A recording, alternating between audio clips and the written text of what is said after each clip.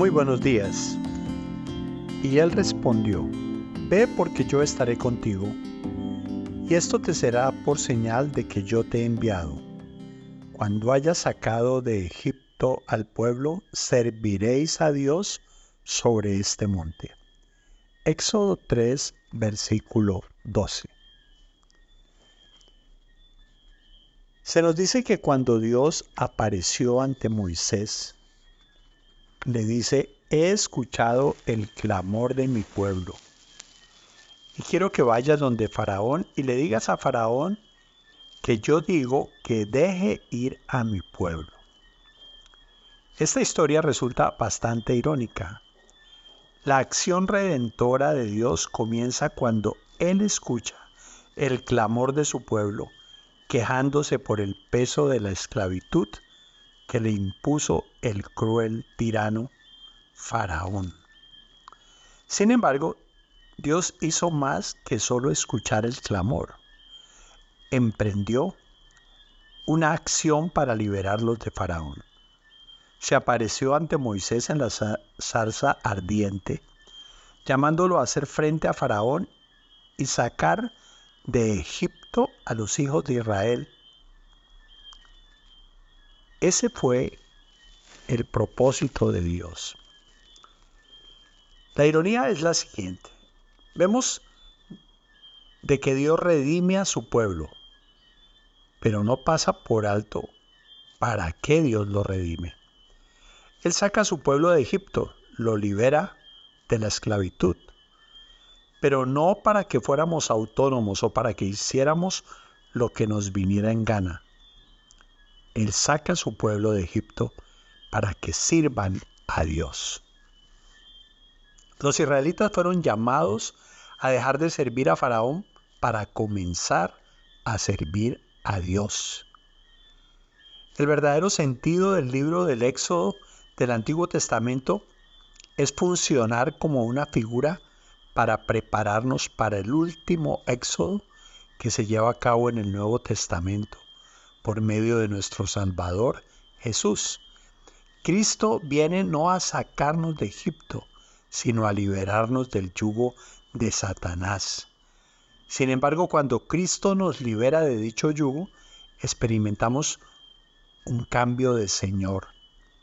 Entonces, Él nos llama a ser sus siervos. Tenemos que ser siervos de Dios. Ninguno puede servir a dos señores, dice el Señor. No podemos servir a Dios y servirnos a nosotros mismos. No podemos servir a Dios y servir a la riqueza. No podemos servir a Satanás, manejados para vivir según los intereses de este mundo. Estamos llamados a servir a Dios, ser siervos de Cristo. Jesús habló con mucha autoridad sobre el servicio. Los gobernantes de las naciones se enseñorean, mas no será así entre vosotros. Porque el que quiera ser el más grande será vuestro servidor. El que quiera ser el primero será vuestro siervo. Como el Hijo del Hombre no vino para ser servido, sino para servir y para dar su vida en rescate por muchos. Los discípulos no entendieron la definición de Jesús sobre la grandeza. Por eso Él les dijo: el que quiera hacerse grande entre vosotros será vuestro servidor. Este mandato no se lo dio solo a 12 personas, se lo dio a todo el reino de Dios. La ley del rey es que debemos imitarlo y ser siervos.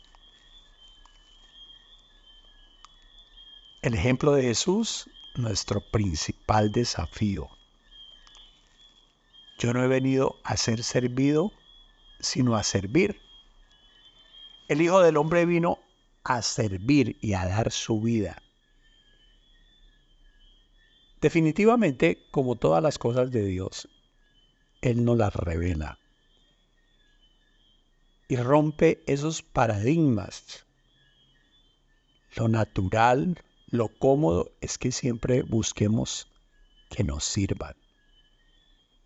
Pero paradójicamente también, lo único que produce verdadera libertad es servir a Dios. Lo único que produce verdadera libertad, como Pablo lo expresa en el libro de Gálatas, cuando dice que no usemos la libertad para ocasión para la carne, sino para servir y para amar. Y de esa forma es que vamos a realizarnos como personas.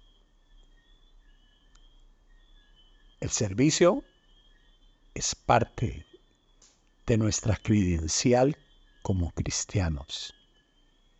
Y cuando lo entendemos, podemos no solamente vivirlo, sino disfrutarlo. Que Dios nos capacite para vivir de acuerdo a su propósito, de acuerdo a su plan. El servicio libera. Dios te bendiga.